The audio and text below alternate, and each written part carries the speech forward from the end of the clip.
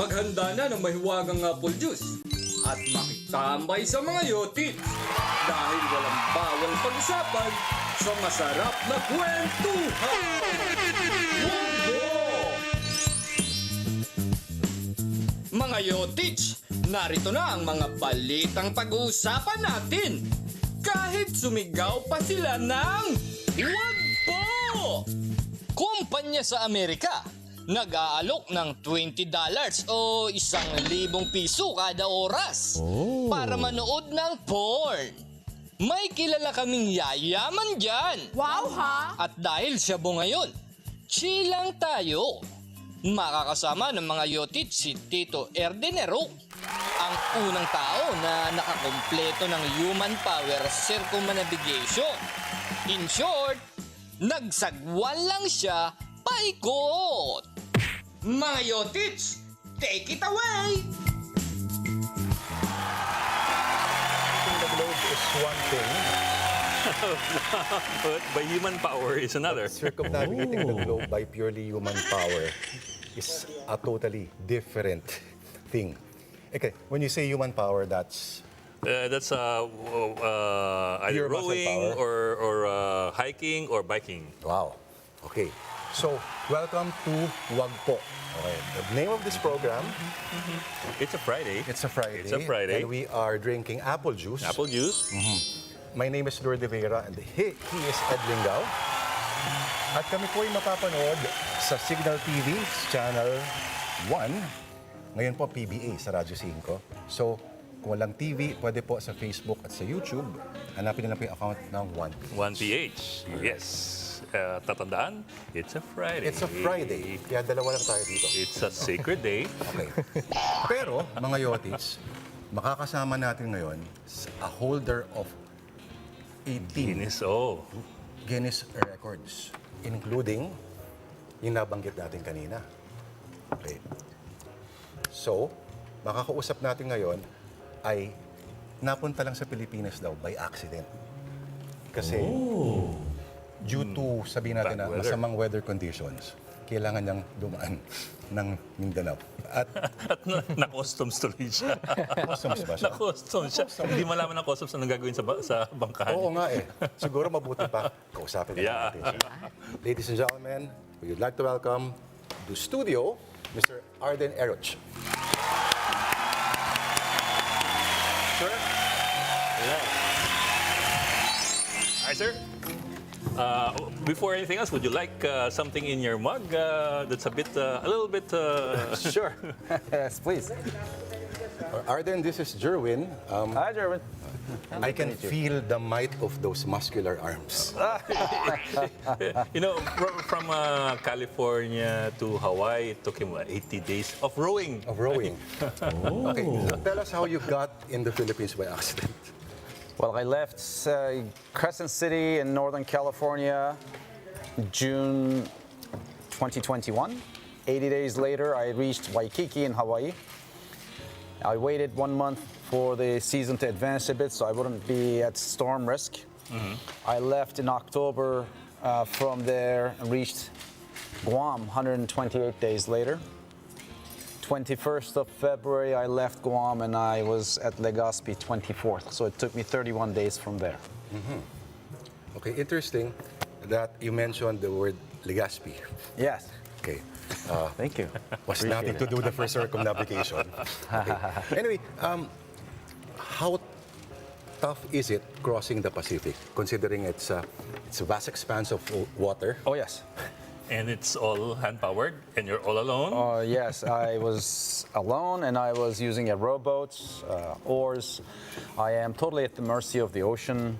So I have to research the currents and swells and wind patterns going back 10, 15 years, looking at climatological data that's available, and then design a route based on, say, 30 miles a day, 1,000 miles a month kind of pace. But the Pacific is such a large and wide ocean that seasons change as I go across. So the winter swells became a big problem for me as I was advancing west.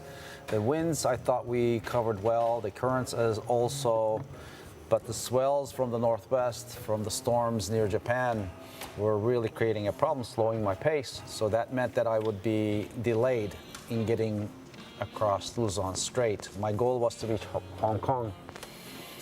China never gave me a visa. Hong Kong had a breakout of the COVID pandemic. Their restrictions became more aggressive, 3 weeks of quarantine requirement and so forth. And if I missed Hong Kong, then I would have had to land on the Chinese coast, and I couldn't take that chance. So I decided I had to go to Guam instead, and then wanted to go to Borneo, Balikpapan in Borneo. That was my intention when I left Guam. Halfway across, there were low pressure systems passing south of me. They created a surge of current toward Philippines, and the winds were fickle also, heavy squalls pushing me around. The Celebes Sea looked unpredictable. Didn't want to go there. There was piracy risk, kidnapping risk. The team wasn't happy with my choice. So putting those together, we said, okay, I guess I'm not going there now. So let me go toward Tacloban or Legazpi. I had thoughts of going through San Bernardino Strait and coming here by rowing. But then we didn't want to take a chance. San Bernardino Strait is 4 to 8 knot currents. That could be like a river. I wouldn't be able to control that.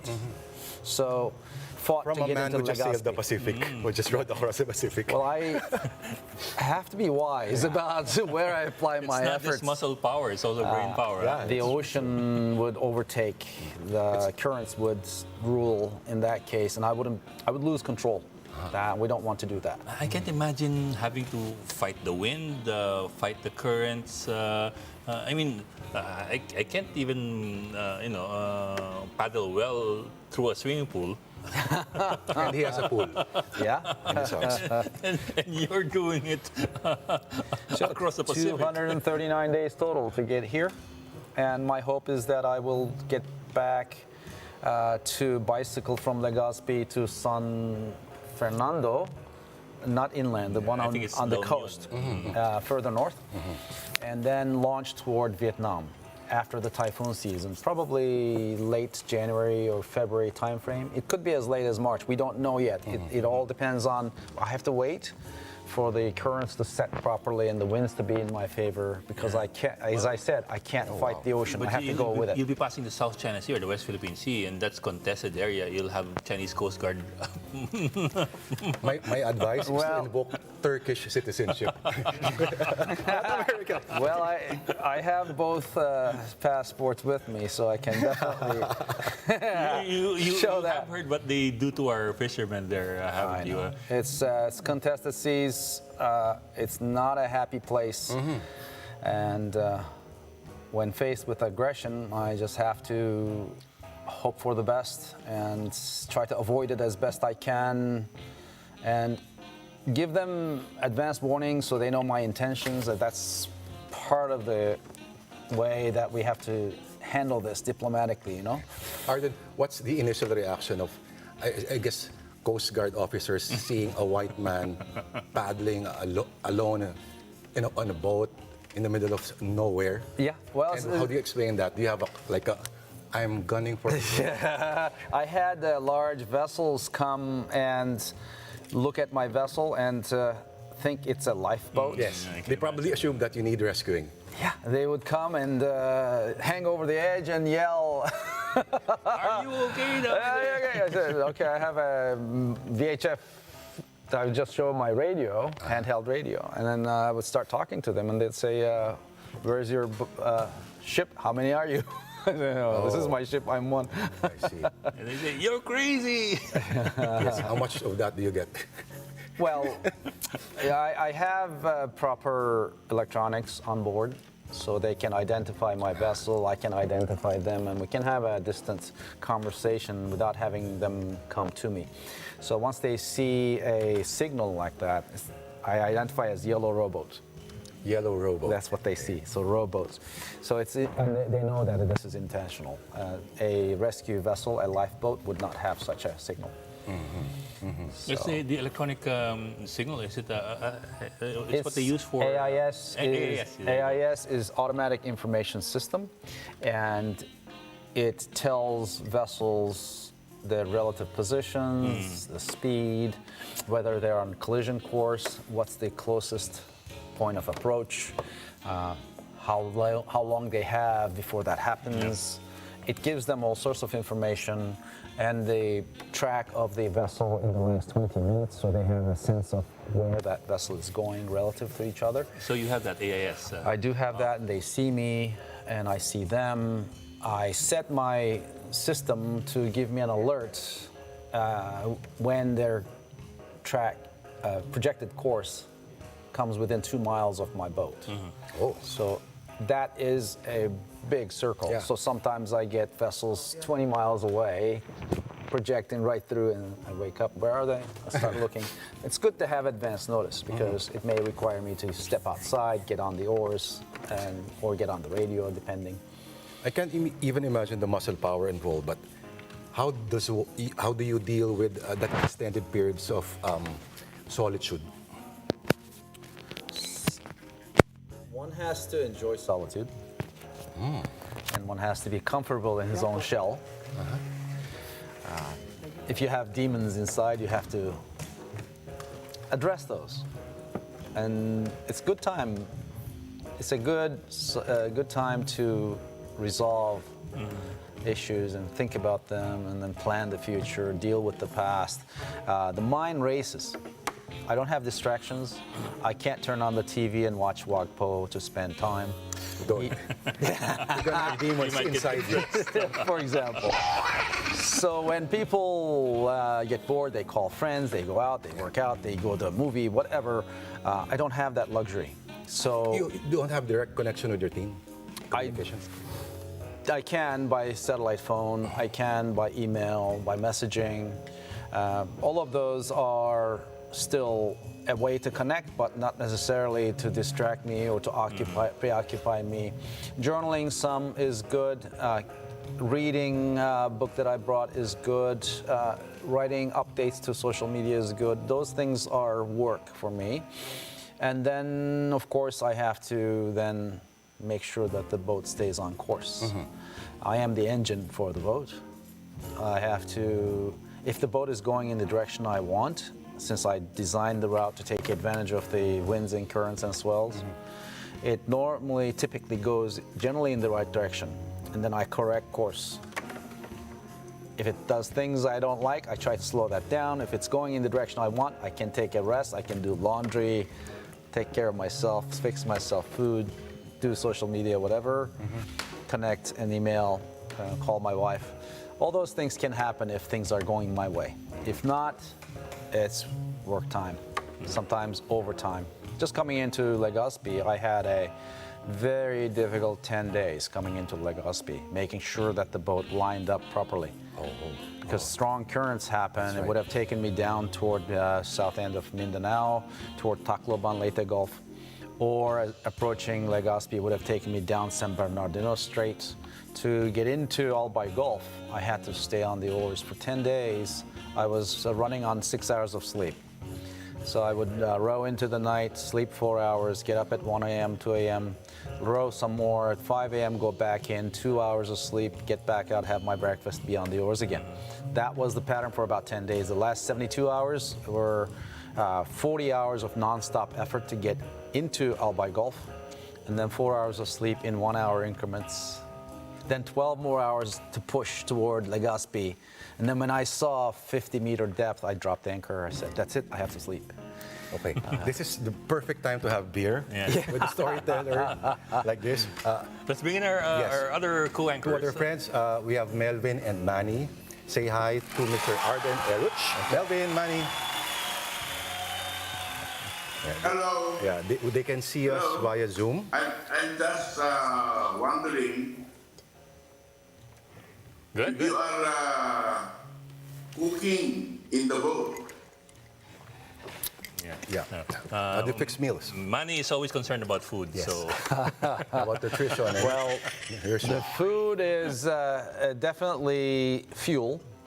I have to be getting the right amount of calories and the right balance of proteins and fats and whatnot. Most of my food, my staple food, are freeze-dried foods. They are dried, already cooked. They come in pouches. MRI?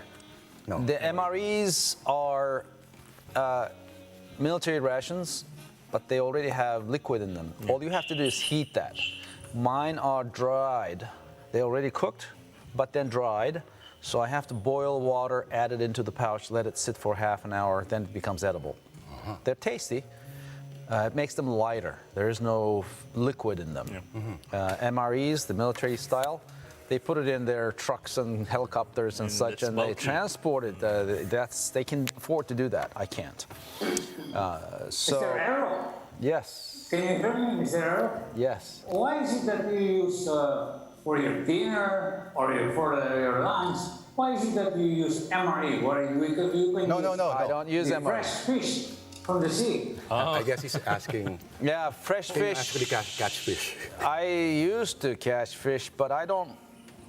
I always ended up catching big fish. If I put a small lure, a big fish came and snapped the line, took it away. If I put a heavier line with a larger hook, I caught big fish, tuna or You big cannot finish it. Correct. So I waste a life not taking full advantage of it, and I don't like that. And also, I don't enjoy the fish flopping around on deck, dying. Yeah. It just doesn't sit well with me. I can eat fish, but I okay. don't like the one. I heard I don't like the- Mr. Errol, Yeah. that you had a hard time in Legazpi by courtesy of the Bureau of Customs there. Well, it was the first time in history that an ocean rowing boat arrived, and I think what happened was they weren't quite sure how to treat my vessel, and it was Yes, a. It because was I read the article of Apam Bin, and he mentioned you on his blog. Well, the boat, I think, was being treated as a commercial good that had to be imported into the country, but it was actually a U.S. flagged vessel. It was a foreign flagged vessel right. seeking refuge during the typhoon season and had to be on shore for repairs. It would have to be treated like any other visiting yacht. So when we settled that distinction, then all paperwork moved easily and quickly. So the customs were very quick to issue me the proper paperwork, and it got resolved. We just needed time. I arrived on the 24th. 2 days later, I think that was a I think Thursday. you arrived in the Philippines last Thursday. Yes, it was a Thursday. I arrived. The next morning, we were trying to get them the paperwork they needed, port clearance document and such. And then the weekend came in between, and then it was Tuesday. The narrative got away faster than we could do the paperwork. So I think the intentions were there to provide me any paperwork I needed. That was clear by the customs, so there was no problem there. We just needed to figure out how to process this. Here's my hunch. I think the customs officials probably thought that you were one of those mestizo billionaires rowing their yachts on a weekend. In Mga ayala, di ba, mga Zobel? near approaching Mozambique and the Mozambique Channel, after I left Madagascar, I had fishermen come to me, and they wanted money. They thought I was rich or something. I said, I told them in my broken French, if I had money, I would have a sail and an engine. I'm rowing, can't you see?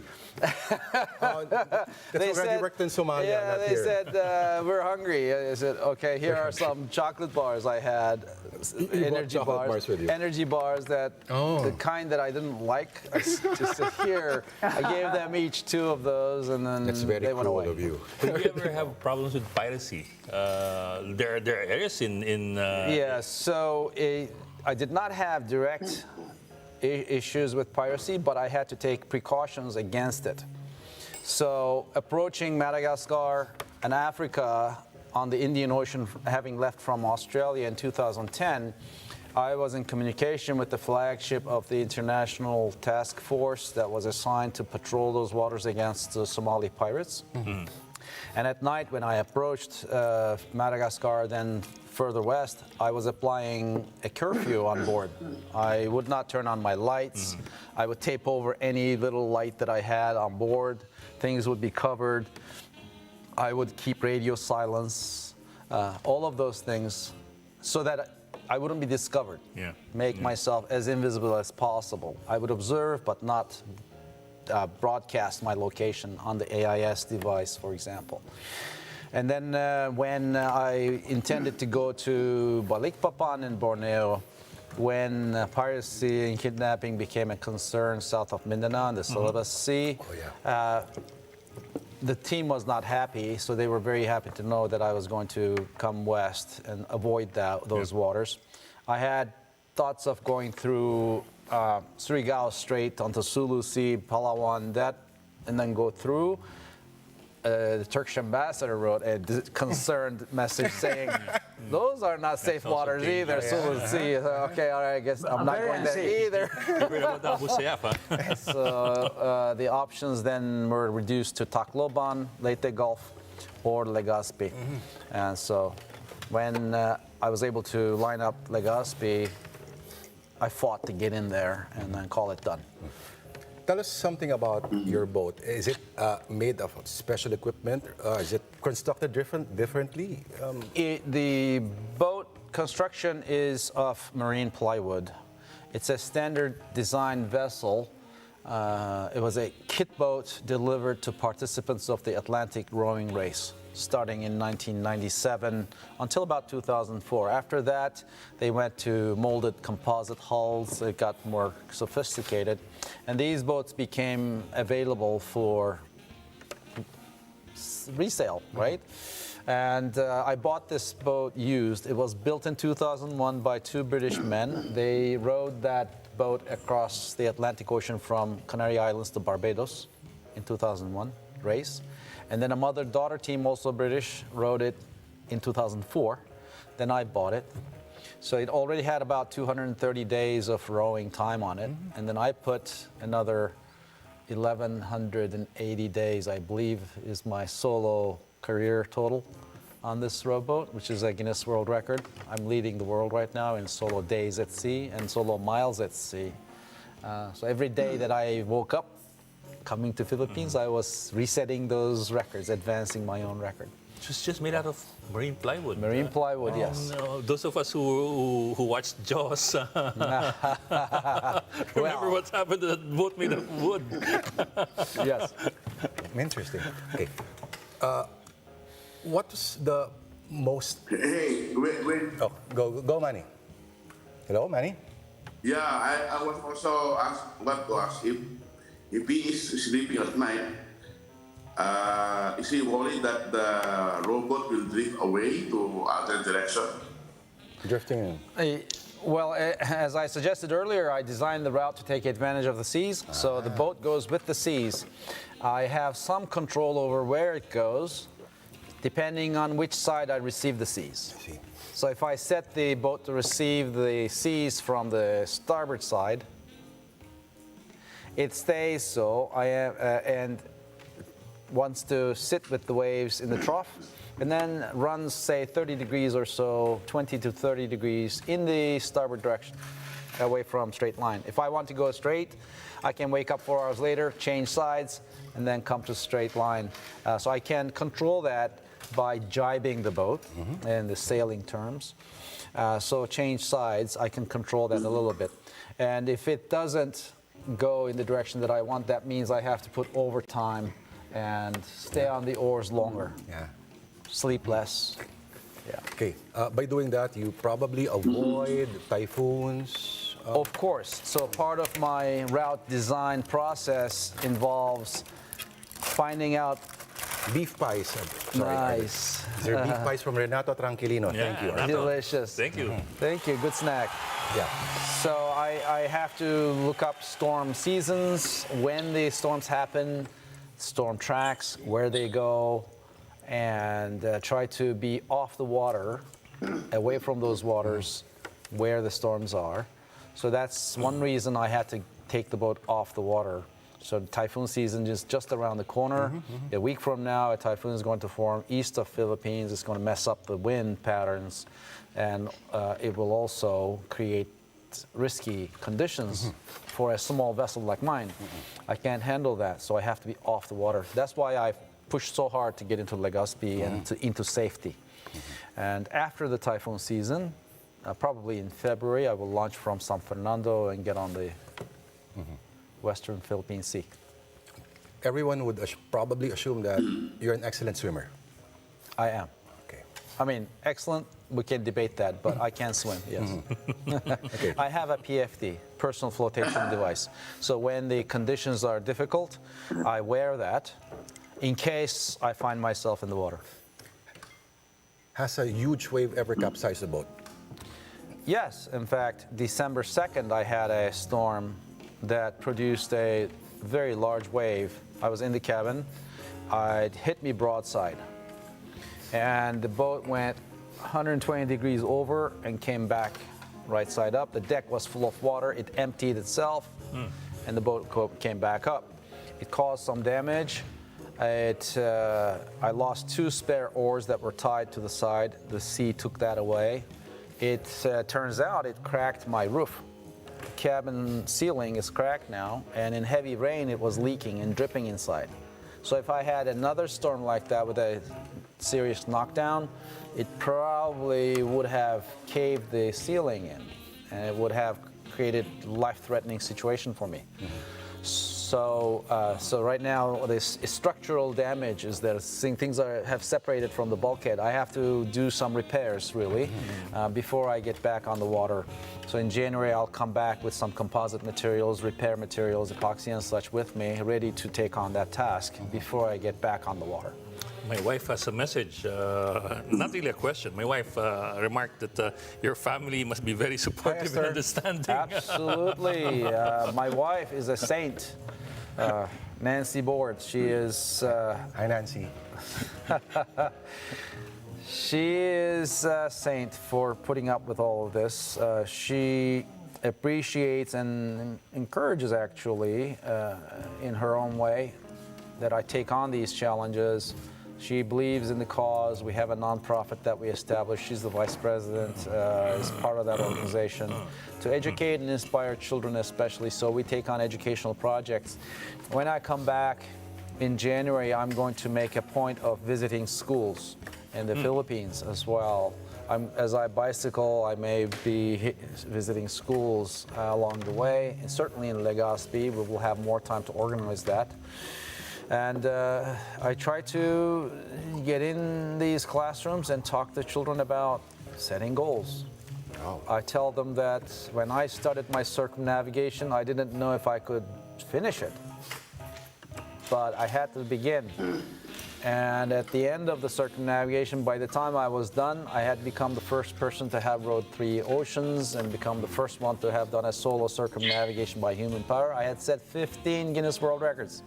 So the person who didn't know whether he could finish it had become the person who could set 15 Guinness World Records and historic firsts. I grew in the process. So when I begin, I am uncertain, but I become the person who can. So that growth process is part of life. So when we take on these big challenges, we have to then ask ourselves, am I the right person to take this on? If you're not, you have to become that person, right? So it's a different mindset when they start beginning that journey, and they need to understand that. They can throw their hands up and say, this is too difficult, I give up. I'm sorry to interrupt, but we have to take a break. Sure. While you munch on this delicious Courtesy of vibe. Renato. Magbabalik po ang Wag Po matapos lamang ang ilang paalala sa inyo.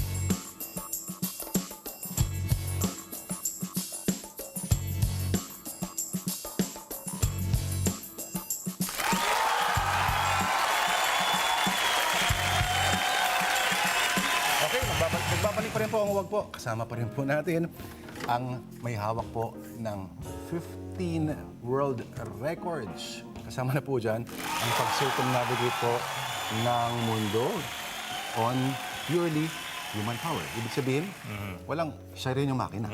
Diba? No motors, no engines, nothing. I just think your it's feet and your both work hard and work smart. Okay, Arden Aeroch. Very smart. Mr. Erden is very smart. But let me ask you this: what motivates a man to travel 66,000 miles around the world on their legs and with their arms? What drives a man to do something like that? Well, I've been an athlete all my life. Started my first mountain I climbed at age 11, 4,000 meter peak in South Central Turkey. That's where I'm from originally, with my father, and was active as a wrestler, as an athlete, as a discus thrower. Ran marathons later, played judo. So I have been active all my life. So it wasn't and climbed mountains, obviously. Did big walls, ice climbing in the U.S. It wasn't a big leap for me to stand in front of a world map in our software development lab. And I'm an engineer. I have masters in engineering, mechanical engineering. Then I got into IT world, information technology. I became a software developer, applications developer. And eventually got my MBA. I was in the office, daydreaming. And in our software development lab, there was this wall, a map on the wall with Americas on the right, Pacific in the middle, old world on the left. I would stand in front of it in Washington, D.C., trace my finger across the Bering Sea to Turkey, and I even gave it a name. I said, Journey Home. Could I do that? What if? So as soon as I asked what if, then I had to answer a bunch of how questions, right? So how am I going to get across the Bering Sea? How am I going to find the time? How am I going to find the money? All of these things were problems to be solved. As an engineer, I'm wired that way. People ask me if That's the reason why he is very knowledgeable about the sea. I had to become so, yes. You're lucky that your boat was not adrift or did not drift from one place to another place. You're always on course. Every time you're sleeping, it's on course. Like our colleague Manny was asking, how were you able to manage to sleep at night? Don't you think your boat were adrift before? Well, I have to. You never had that I experience. have to design the route so it takes advantage of the seas, and when it drifts in the direction I want. Yeah. So I have to be in the correct latitudes to make progress in the direction that I want. And So attention, all nerds. I have a friend There's still hope who for will you. just- All science nerds will conquer the world via muscle power one day. What yes. is So, the most- looking at these maps, I got ideas, right? So then I had to go out and do it. It became an obsession. Then when I was rock climbing with a friend while during that weekend activity, he fell and he died. Yeah. And that set me in motion. There was going to be no more postponement. Life was short. I have to go, was the message. His name was Göran Kropp. He was Swedish. He had bicycled from Sweden to Nepal in 1996, towing his climbing gear. He was an adventurer, and he succeeded. Wow. He was famous. So when he died, it became a shock to everyone that he would, such an accomplished person would die on a small climb like that. It was a 25-meter practice climb, really. And it hit me hard as well. And I decided I need to go. So I decided that I would climb the highest summit on each continent while I did my circumnavigation, so those summits became my goal too. I'm trying to get to Everest Base Camp right now. So you're both Edmund Hillary and Magellan. If you want to put it that way. But you know, ordinary people who would experience something like that, their friend dies with them on a climb, they'd say no more. You took the opposite. I had a choice. You are absolutely correct. I had the choice to make. I could say, that's it. I'm going to hide in the corner. I'm going to give up all this nonsense. I'm going to become a normal person, working in the office, staying at home, close to my wife. That's a Are choice. you using, when you climb mountains, is there Erden, Yes. do you use oxygen when you climb mountains? I would like not to. There's no reason to use just oxygen like Rhino unless one is Messner. Who was above the first? 8,000 meters. So that applies on Everest only. In this case, I would like not to, but we'll find out. Okay. Is this part of your, one of those things they call the bucket list? The bucket list. Or not yet, not even part? The bucket list, these summits are not necessarily a bucket list, but it's a dedication to memory of Goran. I see. So when I was flying back from his funeral, November of 2002, the accident happened in September. On the plane, I drew the world map. And I marked the highest summit on each continent except Antarctica. I said, I'm going to do my circumnavigation as he had encouraged. I'm also going to climb the highest summit on each continent, reaching them by human power as he had Everest. So first summit to climb for me was Mount McKinley. I left from Seattle that February, so September accident, November decision, February departure for Alaska. I bicycled north in winter conditions. I used studded tires on my bicycle and towed my climbing gear just like he had to Everest, walked the length of the Kahiltna Glacier. It was a big, arduous project. Reached the summit with 4 other friends and then turned back. Before I started bicycling back, I married my then fiancée Nancy in Alaska. We had a native ceremony. She flew back, I bicycled back. That was our honeymoon. She's special. So she knows what she was getting into. Yes. She knows what she was And then getting eventually I started the circumnavigation in 2007. Kosciuszko in Australia was the next summit I climbed, and then Kilimanjaro in Africa was the next summit I climbed. I completed the circumnavigation in 5 years, 11 days. I had to skip Everest and Elbrus and Aconcagua because in 2008, 2010, financial crisis, sponsorships were very sparse, and I didn't have the money, basically. Trick question. So now I'm trying to get to Everest. Yeah. Trick question. Curtis, Renata Tranquilino, hello. Our friends lived in Australia for a long time. Supplied us with these beef pies. Is Australia a continent or a country to you? Well, the continent is Oceania, right? It's very big. Hi Renato, hello. And thank you for the beef pies. Okay, what was the most, asking 2 things, the most terrifying thing you've ever seen and the most beautiful panorama you've witnessed in these journeys? Well, Let's start with the most terrifying, aside from Chinese Coast Guard In Philippine Customs. and Philippine Customs. Well, when we talk about most terrifying, it's not so much terrifying in the sense of fear, but in the sense of surprise. Right? Things happen, and all of a sudden, I'm on alert. I have to take precautions, and I have to fix things. I have to make sure things stay in control. I have to make sure that I remain healthy and my boat remains intact. And then over land, I have to make sure that I stay out of traffic. I can't avoid that if I'm on a bicycle. Most dangerous thing I do, people always wonder if I am safe on the ocean, question my sanity because I get across the ocean, and they ask me, what's the most dangerous thing you do? The most dangerous thing that I do on my journeys is, No, this water. is to mix with traffic. Yeah. I am bicycling, right? And I have these metal cages dashing by me at 100 kilometers an hour. And each one of those drivers could be texting while they do, on the phone, talking, looking behind, fixing child's seat or something. That's more frightening than, let's say, a 200-foot wave. There is no such wave. I'm exaggerating, sorry. You really are.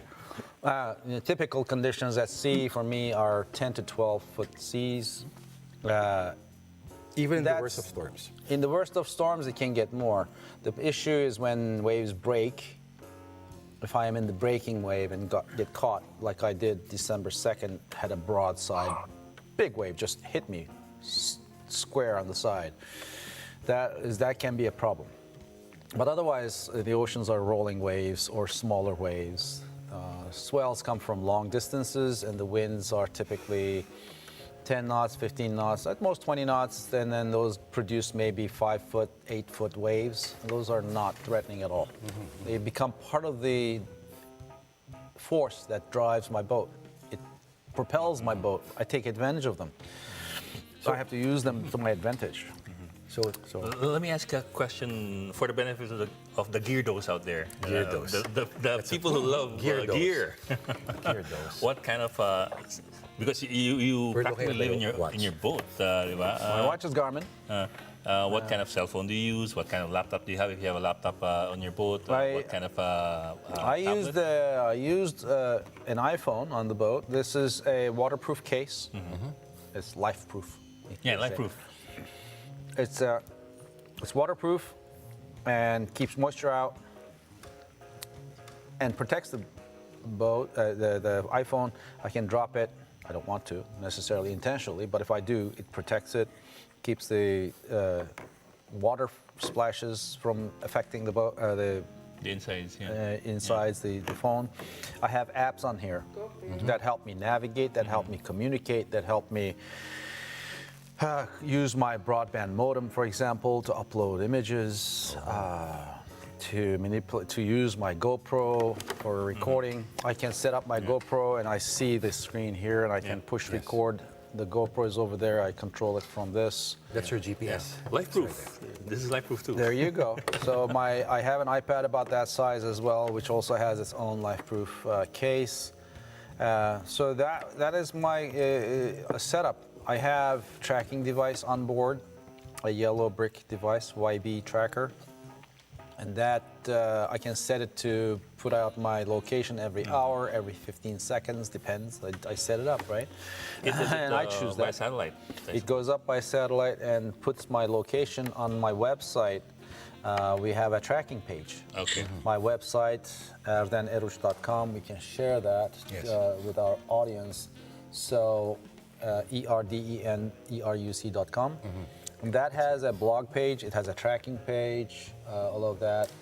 Yeah, GoFundMe page is linked on our donation page on my website. So if we go to erdenerush.com, people can find all relevant information. This is one of them, one of the links. So my goal now is to share this journey, show my track, show my struggle, share the challenge as it unfolds, and use that as an opportunity to talk about plastic pollution in our oceans. I was partnering with Ocean Recovery Alliance based out of Hong Kong, and they're also registered in California, and that's why I was aiming for Hong Kong. That was one of the reasons. And we regularly connected with classrooms in English-speaking countries, especially North America, through an outfit called Exploring by the Seat of Your Pants. Great name. Yes, it is. Exploring by the seat of your pants. So this outfit is affiliated with National Geographic. They allow classrooms to join in and meet explorers, polar station, scientists on polar station, or astronauts in the space station. They have all sorts of variety of characters that show up on that show, and one of them was me. So I could then talk about my journey and why I am doing it. I satisfied their curiosity. So it was good. It gives a meaning to what I do. And then when I connect with students like that, it motivates me as well. It energizes me because now I can touch them and leave a thumbprint because they now know what is possible. Their horizons are all of a sudden broadened. They know, they see that as less of a limit. They start thinking about it as a challenge. So it's a different mindset, right? So someone saying I would never do that becomes someone who says, what if I could? And it's great because kids now, most of them say that they want to be vloggers or social media influencers. Right. But they can do that at the same time. Absolutely. That's what I'm trying to do. 13,000 followers so far. Yeah. Working on it. Trying to get the numbers up. GoFundMe, you can go to the website, Ardenerush.com. ardeneruch.com. Yes, and then there's donation page there, and then they'll find the links under that. What's the craziest thing so far you've seen in the Lord. Philippines?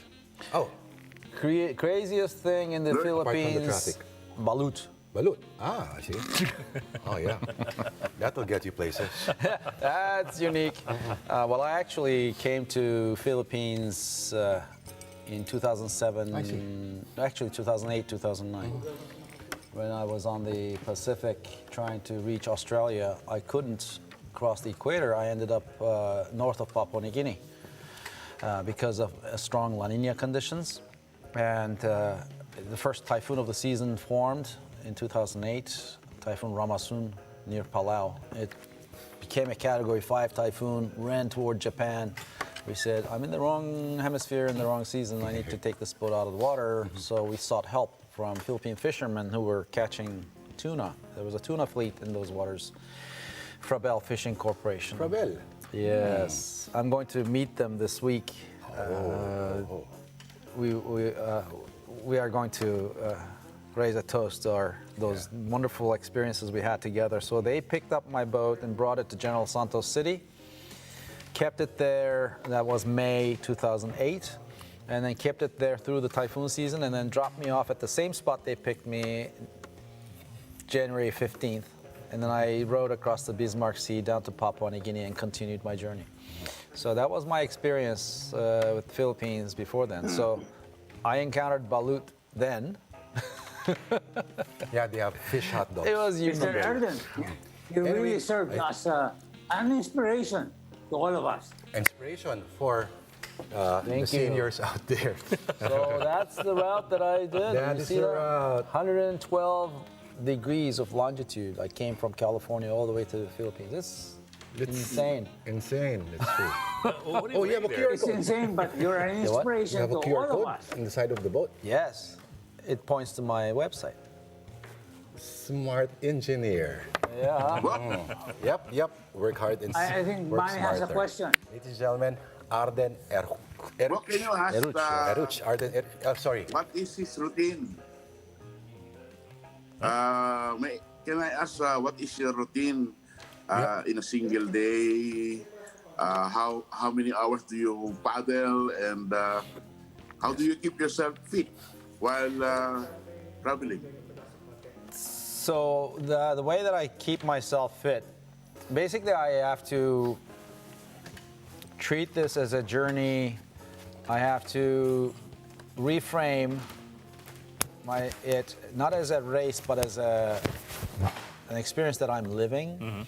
So I'm trying to get 8 hours of sleep a day, every day. Otherwise, I would start accumulating sleep deprivation. That's not a good thing. It would slowly eat away at my strength. And typically I would wake up at daybreak and then stop at sunset. When conditions are difficult, when I have to keep the boat on course, as I was suggesting, approaching Legazpi for about 10 days, I was rowing 6 hours of sleep a day. And then last 72 hours, I had a 40-hour nonstop session to get into Albay Gulf. Otherwise, the seas wanted to take me to San Bernardino Strait, and I would have lost control of the crossing then. So when the seas demand it, I have to remain awake. I am the engine for this thing. So, but normally I would try to sleep 8 hours a day. Can you imagine that? 10 days just to approach Legazpi? I mean, we can't even stand 30 minutes of delay in our flights. The power of the human mind and the human body compels us to Just do in case, well, I'm sure it doesn't show, but he's 60 years old. Yes, I Can you turned imagine 60 in July. Again, there's the famous saying that why did you why did you climb the mountain? The famous answer is because it's there. So why did you cross the ocean? Because the ocean is there. Well, there is Yep. John Fairfax. He was the first person to have rowed the Atlantic. He had a good answer in Las Vegas when he was interviewed after his row. He said, the oceans and the mountains will be there when we're gone. What gives them meaning is the struggle, the challenge that we accept to face them in their own terms. We are trying to see if we can match the challenge and live up to that challenge. It's a self-imposed demand, right? So I decided to do this. Nobody forced me to do it. So it's a challenge that I created. And then I have to find out if I'm the right person to get it done. So I'm trying to measure up to my own standards. Does that make sense? Yeah, you don't really conquer mountains and oceans, you conquer yourself. Correct. And there's only Because one way to find out, right? when I'm gone, they will still be there. You just borrow the mountain don't for care. a day. Correct. They don't care. Arden, thank you very much for visiting us. I hope we get to talk to you again when you're in another continent or another mountain. Or maybe you can go live from the sea. He does that, actually. He grants interviews. I can do that. We can come by with my bicycle in January, February when Oh, yeah. I'm riding up to San Fernando. Perfect. We can do all of that. All right, thank you. Arden Eruch, ladies and gentlemen. Thank you. Maraming salamat po. Cheers, sir. Thank you. Thank you very Do you much. have beer in the boat? I have whiskey, cognac. Yeah. Beer is bulky. To combat low temperatures. Huh? That's important. Spirits. All To keep right. your spirit up. Thank you, Arden Eruch. Go to his website, ladies and gentlemen, and support Arden Eruch. All right. Okay. So, eto na po, no? Ngayon ay Friday. Ibig sabihin, salamat Jesus at Bien biyernes ulit. ulit. It's a weekend. Tabu. Okay, Moe, balita ko ihatid mo raw ang bisita natin. Thank you, Arden. Thank you. Get some of the pies. Thank you. Thank you, Renato. If you want some more beer, sorry, apple juice. Apple juice. Yeah. We call it apple juice. Cheers. Plenty. Thank you. So, Garmin yung no? Garmin. We'll start with the little things, then we'll just try to imitate the big things Yeah. later. No? Little things. Small steps. Good talking to you. Thank you, Arden. Thank Nice you. Take care. talking to you too. Okay. Ang Pito Pabati po. 60 years old, ha? Hindi, no? 60 years old. Mukhang mas matanda pa Very tayo fit sa kanya. tao. Konti. Konti. Alam mo, feeling ko ba magagawin mo yan one of these days? Hindi. Hindi ako malig sa tubig, eh. Iba Hindi ako malig sa siguro. tubig. Baka Pero gagawin mo yung isa. mahirap yung ginawa niya. Yung manonood ng Yung Website. negosyo. ng matagalan. Oo. Pwede siguro yun, no? Oo. Sigurado ako si Mog siya kasi Panginoon, papayag din sa ganun. yung siraan talaga ng mata. Ganyan. Okay, Tito Pabati po. Babatiin ko ng masarap. Sino ba? Okay. Yun nga pala, yo. Okay, si Nilima de la Calzada, si Ipe de la Paz. At Si Ipe de la Paz. si Kamusta? Dolph. Oo, si Dolph. Thank you. Okay. Ano sunod? Tigasan Okay, ka? tigasan ka. Sino ba Tigasan ka. tigasan ngayon? Sorry. Si Mon Soliven, Mon Soliven. ng New Manila, Quezon City. Marie Marie Orsa, o baka Orosa? Orsa, Quezon City rin. At si Ken DCSR ng Bulacan. Hello, Ken. Yan. Babatiin natin ang happy anniversary. Sino-sino ba? Thank you. Okay, happy anniversary kay Ferdinand Quino.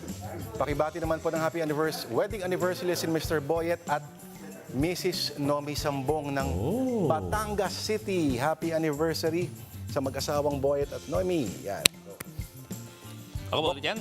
Oo, gabi-gabi nakikinig. Wala kayong magawa, no? Happy birthday, Oh, yan nga. Si James Petalio, si Sofia Happy Decena, birthday, at si Nene Jaime Rampola. Pinao. Yan. Okay. Panginoon Melvin, ikaw yata magbabasa nito. Ano yan? Tara, libot. Bumabasa eh. Tara, libot. Maliit. Picture. Lalong malit. Vaya 1PH, Maliit. si Michi. Saludo sa guest nyo. Mga yotis, what a fit That to says, row alone it's okay, across the it's okay, it's okay. Come on.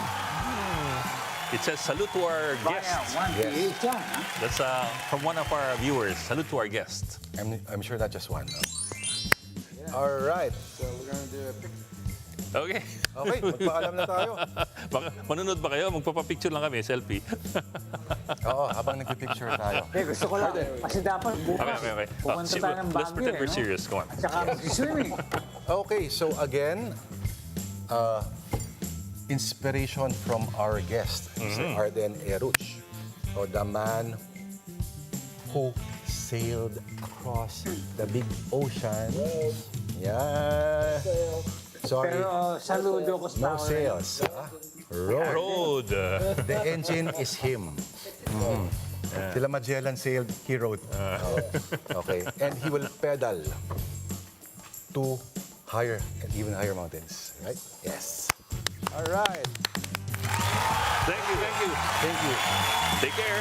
Salamat po. At Dapat mag-set rin tayo ng mga records. Dapat meron tayong mga life goals na ganun. Bok, imbitan mo kaya bukas. thank you. Honey, Pwede. Diba? Ano? Sige. Yeah, saya. Oo. Salamat. Sige. Ano? Sige, ako